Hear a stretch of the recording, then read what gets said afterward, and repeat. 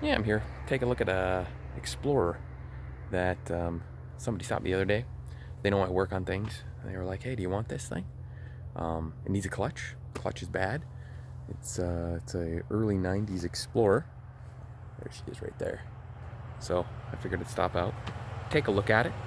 Um, supposedly runs good, has new tires, has a new alternator, and it needs a clutch, which are not expensive, just a little bit laborious, but the transfer case and transmissions are really small on these, so they're easy to pull out. So I figured I'd come out and take a look. So let's walk around, take a look at this thing. Not a bad unit. He said I had 3 brand new tires. That's the not new tire. That's actually the spare. Yeah, that's a spare. But it's been sitting for a little bit, so yeah, it's locked up. That's the spare tire.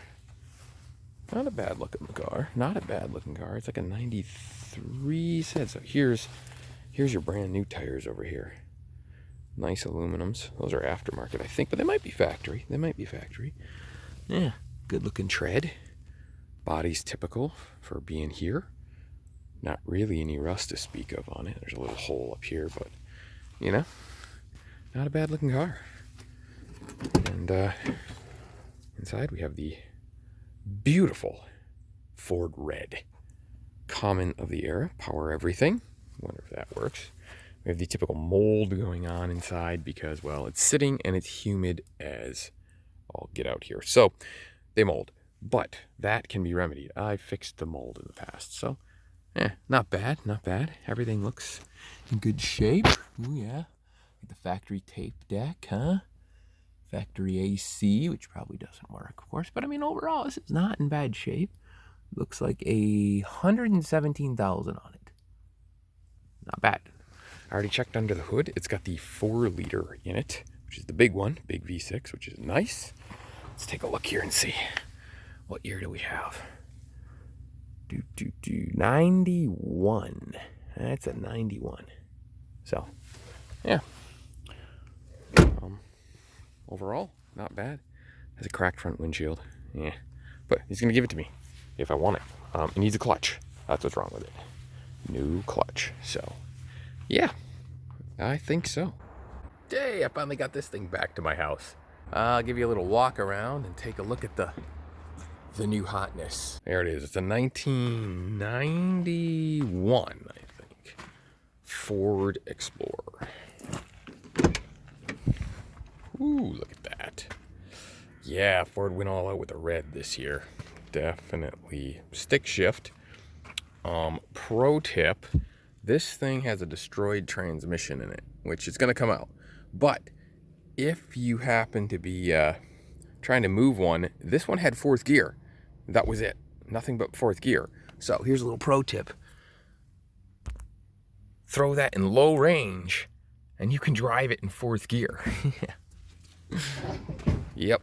Takes off just fine, does about 25 miles an hour. That's how I got it home, was 4th gear. So yeah, there it is. It does have the rims that I do like. I do like those rims on these year of Fords. I like the looks of those, but it's only got 3 for some reason.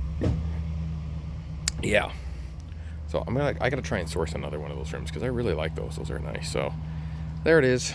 Transmission's gonna come out, and I have another one to go in. Under the hood of this beast, we have the mighty 4-liter V6, which is kind of cool because it's the biggest V6 they did put in these. So at least it's gonna have as much power as it could. It does look like it's been maintained. Those look to me like fairly new plug wires. I was told this alternator had been replaced just prior to the transmission destroying itself. And over here, if we look, there's those plugs, they look bright, they look white. They haven't been in there a long time. So I'm thinking those things may all be fairly new. It's got a new style.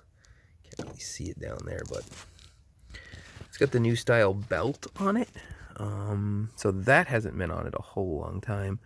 Although it may be starting to come apart and separate, so we might have to get a new one of those. The clutch didn't work when I first went to it. filled the clutch reservoir up with fluid and pumped it, and the clutch does work now. But like I said, transmission's coming out anyway, so it's probably going to get a whole new clutch and slave cylinder and everything, because I'm just going to replace it while you're there. Now, I believe this had really low mileage, like 116,000. Now, the odometer in these doesn't go to 100,000 miles, so I was just guessing because it has 16,000 miles. And the title for it said that a couple of years ago, when it was titled last, it had 83,000 miles on it. However, I just noticed this right here. There's a date. Looks like 8/15/09. That looks like 179.5, which leads me to believe that this thing might have 200,000 miles on it, actually. So, yeah, we'll see. I don't know. Either way, it runs and it drives. So I'm going to swap the transmission in this and sell somebody an $800 four-wheel drive car. If they want it. Like I said, the rims are... I mean, look at those. They're really nice rims and really good tires, too. Here is what's going to go in it. A used tranny out of another truck. Put an ad out, said, hey, I'm looking for a tranny. And the guy's like, yeah, I've got one sitting in my shed. You want it? You can have it. So, can't complain about that. I will not be reusing any of that. We'll just get new ones. They're not that expensive. Working on getting this transmission out of here. First thing that's got to go under this Explorer is the transfer case right there. And before you can get at the transfer case, you've got to pull this skid plate right there. So the skid plate is held on under here by those two bolts right there on each side, 10 millimeter. Now, I do love Alaska because those bolts came right out. You guys from the Midwest know the underside of your 1991 Explorers don't look like this. I mean, look at that. There's not even a hole in this body. That's the frame rail. It's got surface rust on it, right? Yeah, if you're from the Midwest, you don't even have a 1991 Explorer because that thing rusted into the ground a decade ago and has been in a junkyard. So Alaska is good for that. No salt, very little rust, even in a coastal community. So next thing it's got to go is the rear drive shaft. It gets unbolted with those 4 bolts on that flange right there. We'll unbolt that. Take these speedometer cable and that other wiring harness, which probably tells it when four-wheel drive's engaged or whatever. Maybe a position harness, I don't know. And then we'll start working forward. Front drive shaft comes off. And then there's some flange bolts. Oh, there they are. Right there. That bolted to the back of the tranny. So, transfer case comes out first. Nice thing about working on these Explorers and Rangers, these units are small. They're easy to manhandle. You can just slide underneath here, grab it, pull it out. No big deal. Next step, we pull the rear drive shaft bolts out. There they are. I think they're a 12 millimeter, 12 point. Just give that thing a few whacks with the hammer, drop it down there. Then forward drive shaft bolts. Get the front drive shaft off here. You can see it going that way. It's got 4 bolts. They're actually 15 or 5/16, 12 points. And they go in this way, so you don't have a lot of room. I used a wrench and then a ratcheting wrench. We got disconnect shifter linkage for the transfer case. And then it'll be the bolts right here. These bolts right there, they go around.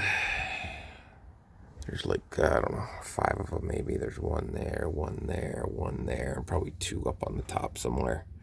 And I think a harness, one electrical harness that goes up that way. It's got to be unhooked. And that's about it. Yeah, right there, there's a harness in the back and the speedometer cable.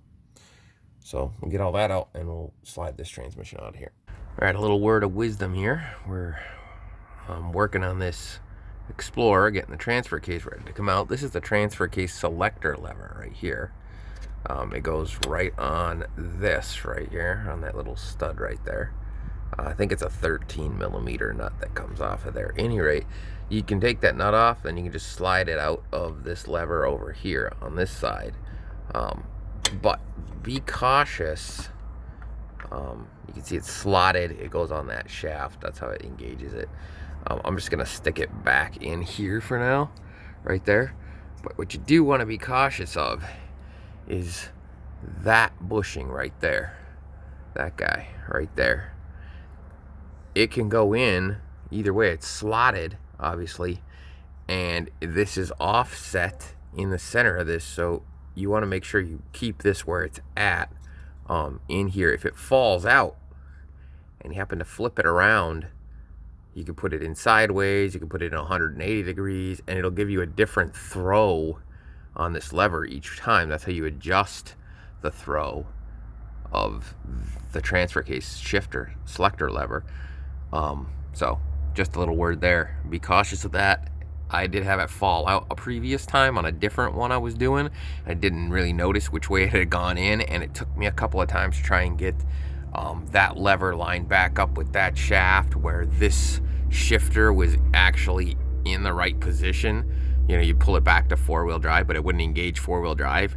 You actually had to pull it back to four-wheel drive, slide it over a little bit, start to go back towards low, and then it would engage four-wheel, and it was a little off. And so when we do take this transmission out of here, this right here, this big bolt is going to come out of that lever there, because that goes up to your shifter lever inside. So we're going to pull that out, this bracket, and take it just all right off the side of the transmission when we get to that point.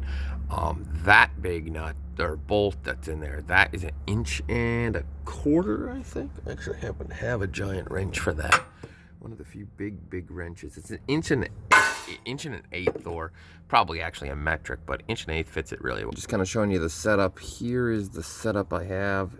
2 extensions, a swivel to get at these bolts that are up here on the transfer case right there. Now there is one on this side. It's up higher, and you gotta let's see if I can see it here. Yeah, you gotta slide behind that shifter lever bracket, and you gotta go. Yeah, it's hard to see, but it's way up there. So I take that one out first. On the other side, same kind of a deal. There's one way up on the top. You get at it with a long extension. Then I take out this bottom one here. That one can't come all the way out, but it's out because you get that with a ratcheting wrench, and yeah, a gear wrench works well on that. And then the last two are the ones on the sides here.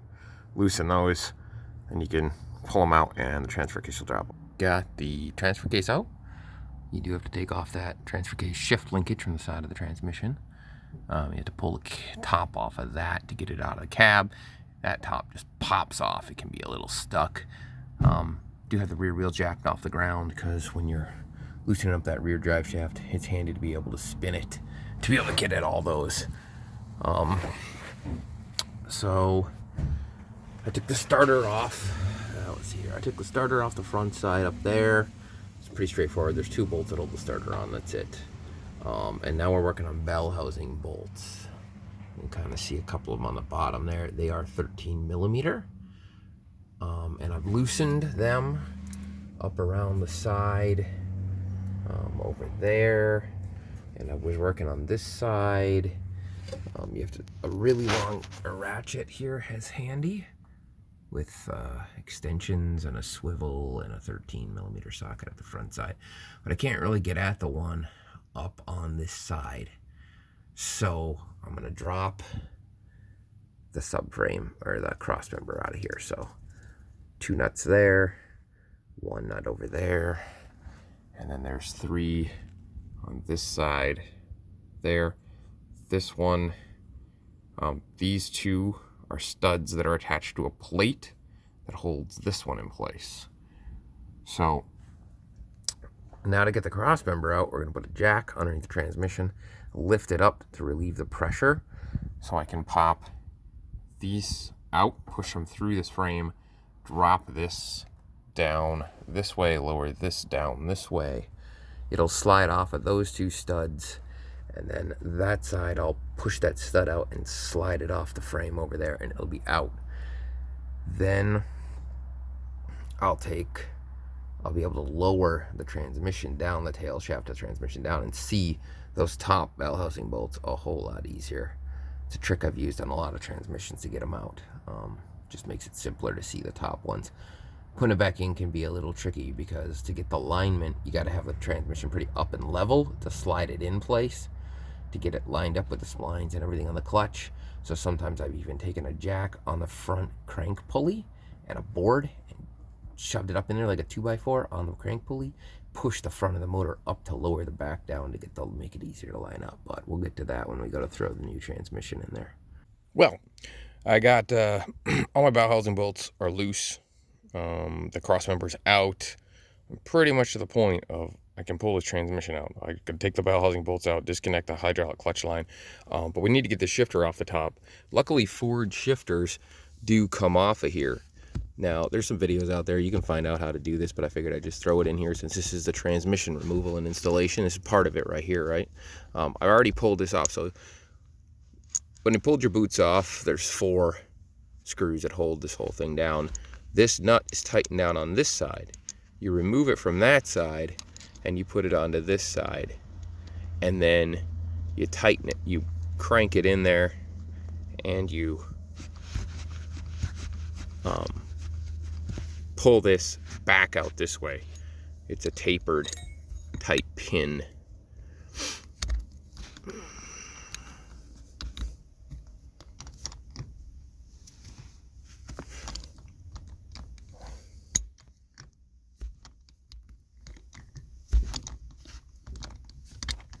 Nicely, Ford shifters come off like this. Chevy shifters aren't as lucky. They don't come off of the transmission, they come out of it. So you actually have to pull the top plate off. There we go, see. So that's loose. Just pops out of there.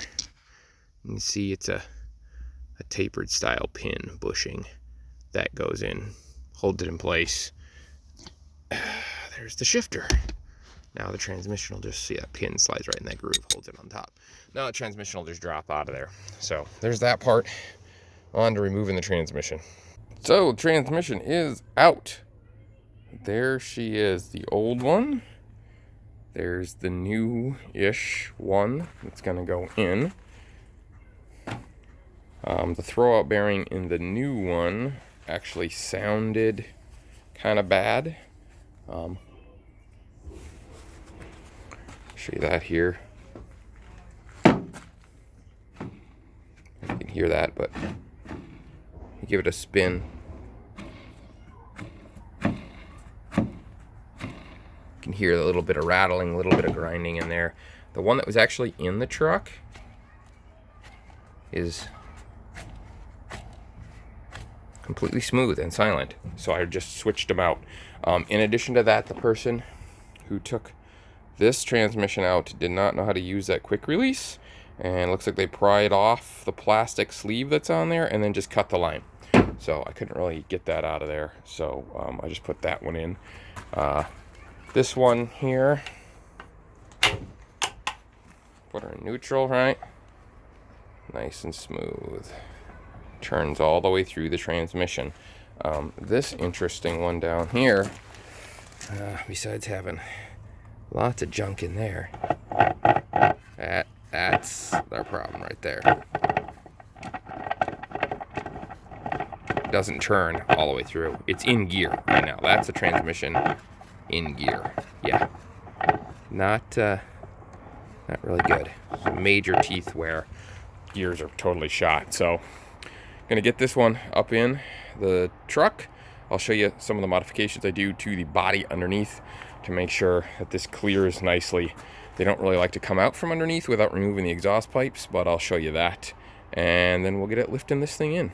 So after you get your transmission out, one of the things to do on these Fords, the transmission doesn't like to come out from below here unless you remove these exhaust pipes. If you remove this Y pipe underneath here, it'll come out because this lower pipe here doesn't like to clear the transmission. I don't like to take them out simply because those bolts right up in there, they like to break off, and then you're left with trying to tap exhaust manifolds. There's the ones on that side, with it in the car, it's a big pain. So I don't take them out. The transmission will come out. Like I said, it doesn't like to clear this. And up here, it likes to hang on this body seam, the top of the bell housing. So when you get your transmission out, an important thing to do, and you'll see this if a transmission's been removed before, you make some cuts in this body seam and you beat it down. You beat it down flush, like I've already done up in here, right there. See that part of the seam right there used to be sticking up, and I've cut it, and then I've taken my 5-pound hammer and I've beat that down flush. This side over here especially, that's where it likes to hang up. It also likes to hang up on these ridges up here, at the top here, those ridges on the body itself, right there, there. So I beat those down, and then it should be ready to go back in. Looks like this truck actually has a clutch that's been replaced fairly recently. I noticed the same thing about the throwout bearing. They both are fairly new. The clutch held good when I drove it here in 4th gear in low range because all the other gears were trashed. But I think I'm just going to throw the used tranny in here. This is just a cheap beater, getting it back on the road so somebody can have something to drive, basically. Not a lot of expense here, and like I said, the clutch did hold good. Typically, if I have the tranny out, I will change the clutch just because we're under here, but it does still have the stickers on it. It held good. It appears to be a fairly new replacement clutch, so we're just going to leave it at that. As things go, nothing usually goes according to plan. So this is the used transmission that I want to put in my Explorer. And this is the old transmission. The problem with this new transmission I discovered is that when it's in neutral, which it is currently in neutral, okay, I put it in neutral and I pulled the top plate off. When it's in neutral right now, which basically means this slider here, they're not engaged. They're not engaged here. They're not engaged there, here, or here. Okay? It's engaged there. That's 4th gear. That's 3rd gear. Here, let's see, back, I believe would be 1st gear. That'd be 2nd gear right there. Those are your 2 sliders. Back in here, this is reverse. That's your reverse and your overdrive. Back there. Any rate, so these aren't engaged in anything. So this tail shaft back here, if I spin this right here, see that? Turns that shaft. That's the tail shaft right there. Comes all the way up. Right there is the problem. It should not be turning the input. This right here should be free from this. It's not engaged together. But that is apparently seized to the output. See, if I grab the front up here, put my hand in there. Right, I'm going to grab the input shaft right there, turn that, and they spin together. Just show you real quick, we got here, if I pull this cover off, if I can get it off, it's stuck on the pins. Okay, I'll show you how this is supposed to look. Now here's the old transmission. Obviously there is the issue. Our main input gear right there, which drives your secondary shaft. I think that's what it's called. At any rate, completely stripped out. But this is also in neutral. See, this slider isn't engaged. This slider isn't engaged. Okay? So, when it spins, right, I spin the input shaft. Just spins. See how it spins right there? Now, there's a little bit of parasitic drag. There we go. Now we got it to free up. Dragging that back shaft, but it just spins. It doesn't engage. Right? It shouldn't engage until you put it in a gear. Well, in this case, you put it in 4th gear.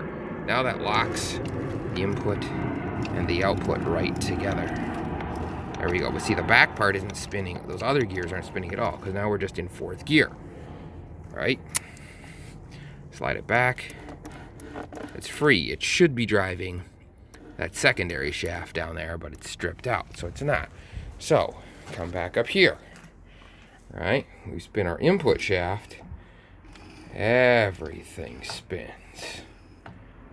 should not be happening. So of course, when you lock this into 4th gear, or any gear for that matter, it just locks the entire transmission up. Because now nothing can spin because it's all latched together here. It's not driving it like it should. That secondary shaft isn't driving the primary shaft like it should, because the primary is locked up all the time.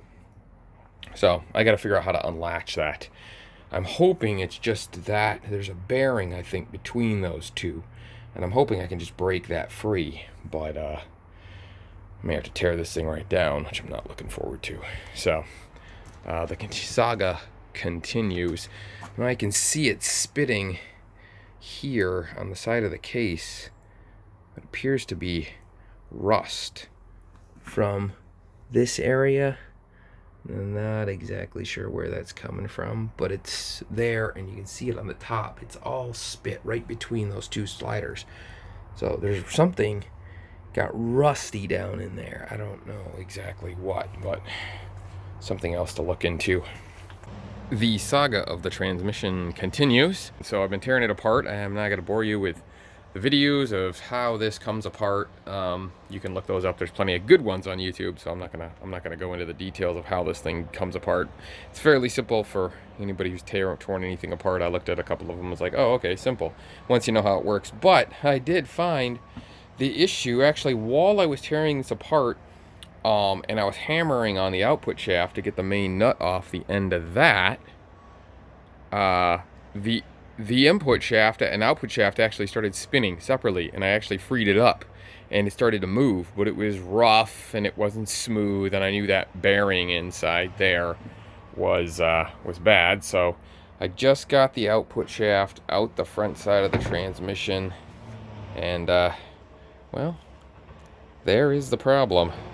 There should be a roller bearing inside there where it rides on the input shaft here, rides on the output shaft. So yeah, that's what's left of the bearing race.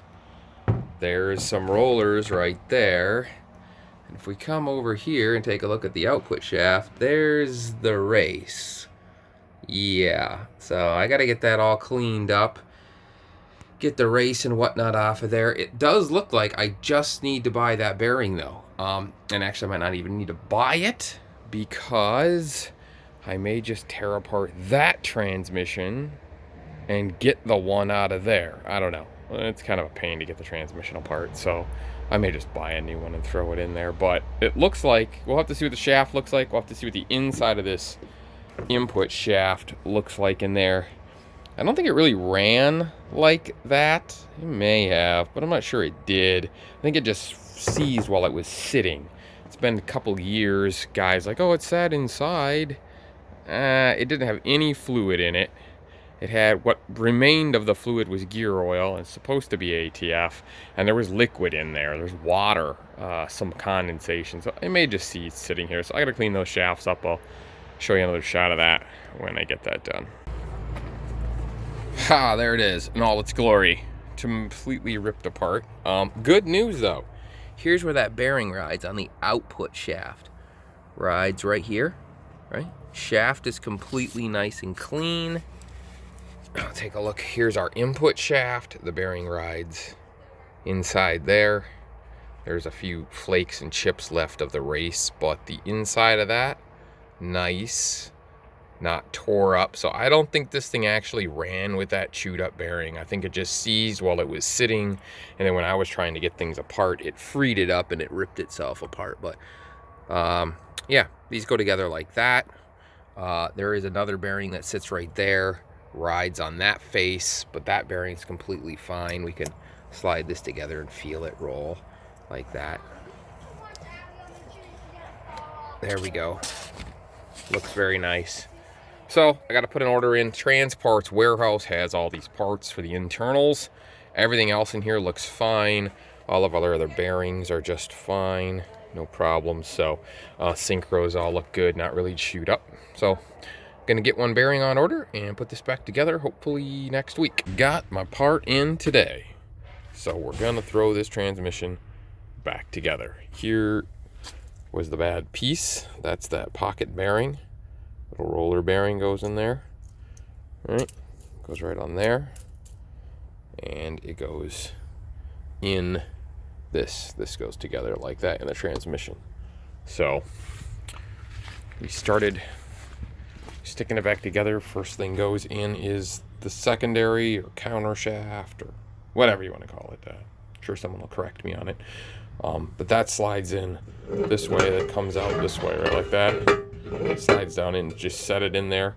You got to leave it out of that front bearing so that the input shaft can come through and clear that gear, and you can pop it up into there.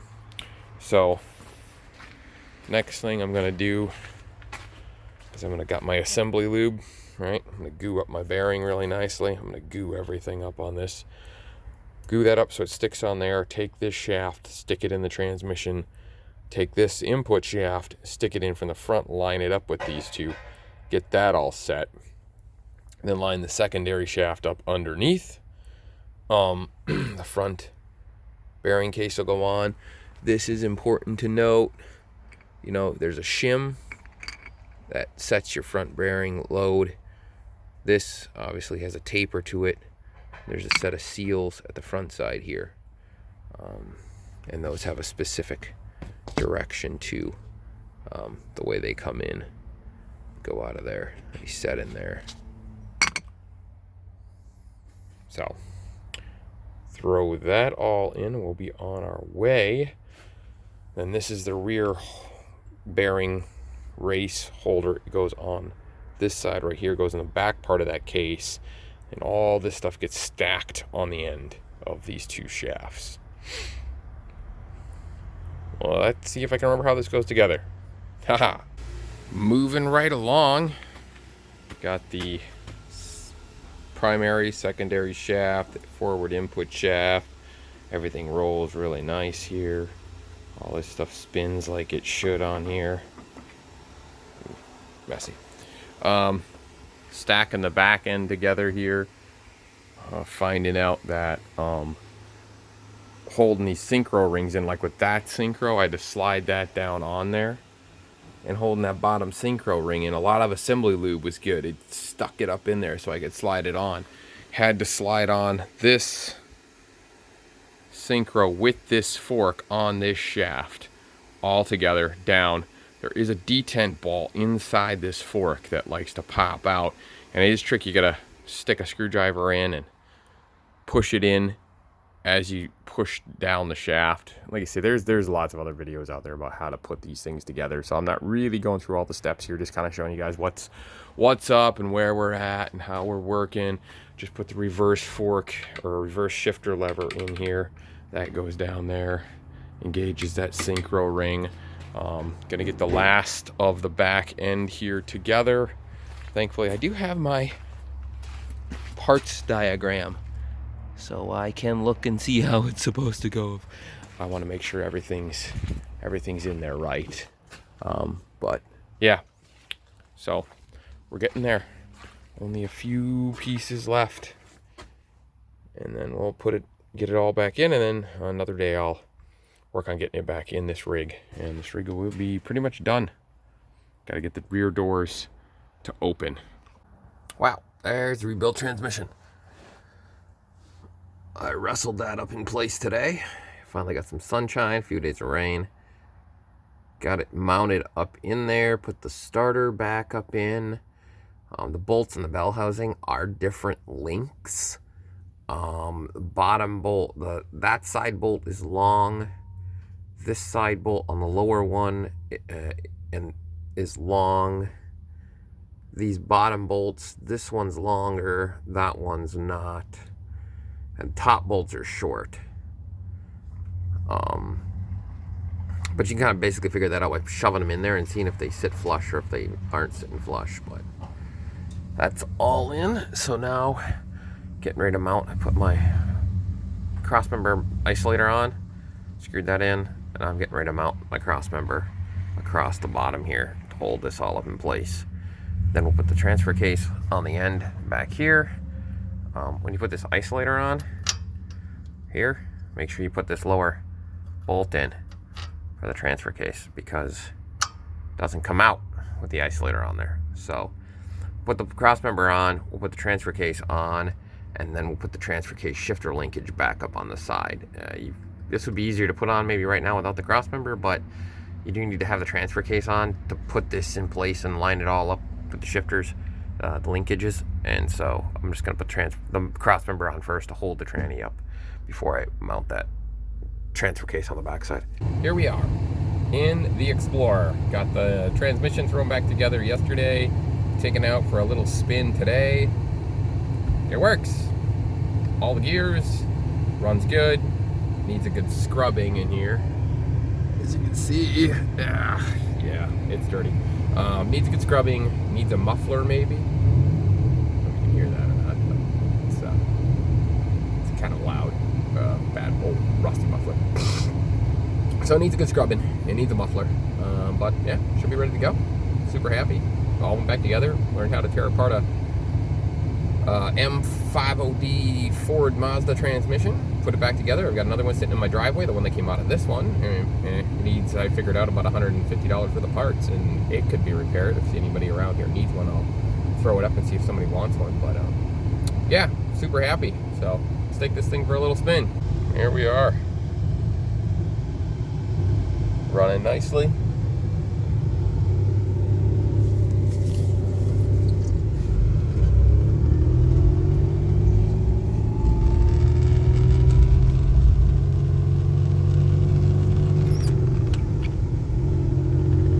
Second gear, cruising right along.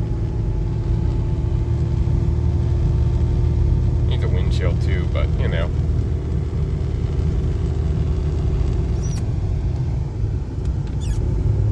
Third gear. Woo! Yeah. Well, there we go. Awesome. Well, here we are. Your Ranger is all fixed up and ready to go. Showed you got the transmission in it the other day. That worked good. I had to do an oil change on it, check the fluids. The differential fluids actually are really good in this. Whoever had this before took really good care of it. It's got the maintenance records inside of it. So, not bad. 219 or 211,000 miles on it. Still runs really good. It does need a muffler, but I'll leave that up to whoever buys it to put whatever kind of muffler they want on it. Had to change a serpentine belt because it was splitting. Got the inside all cleaned out, so I'll let you see that. You guys remember the other video, right? Ooh, look at that, huh? And the mold and everything. It just cleans right up, just wipes right off of this. Actually, better than most of the cars I've had in the past. Just cleaned right off. So yeah, way nice, way nice. Look at this, especially the back seat. That was, I don't know if you guys remember that first part of this video, but yeah, this was really covered in mold. And now it looks great. Cleaned it all up, got the back doors working so they open from the inside and the out. They wouldn't open at all. So there we are. Off to another project. Which is actually this project over here. Yeah, that bed's gotta come off. I gotta do those fix those leaf spring hangers. And then there's that project, which that engine is on order. I'm getting a brand new crate engine for that thing. So that engine's on the way. So you can look forward to that. Oh, there we go. That's about the end of that. All right, well, that's the end of this one. Got this thing up and running, got the back doors fixed on it. Everything's ready to go. Gonna get a hold of a couple of people who said they were interested in it and hopefully get this thing unloaded. I'm gonna sell it for cheap. It's got 200 and, let me look, 17,000 miles. So it's working 4-wheel drive, and the interior is in really good shape, and it's been maintained its whole life. So it should work fine for them, as far as I can tell. But, you know, it's nothing. Just a beater, run around. A couple high school kids are interested in it. So it'd be great. First car, they can learn to drive a stick. They can have a 4-wheel drive this winter. Anyways, thanks for watching. Like and subscribe. Got more videos coming because I got more projects coming. I've got that Ranger over there. We got to fix the back end of that up. And then there's another Ranger that has a cam problem of some type that somebody said they don't want it anymore. It's got under 100,000 miles. It's got like 80,000 miles on it. And it's newer. I think it's a 96 or something. So there's that on the way. And then there's the Jeep Grand Cherokee, which hopefully in a month or so, when the engine comes in, I should start putting that thing back together. And I can't wait to take that thing out on the road, because that thing is really a nice car. So, see you later.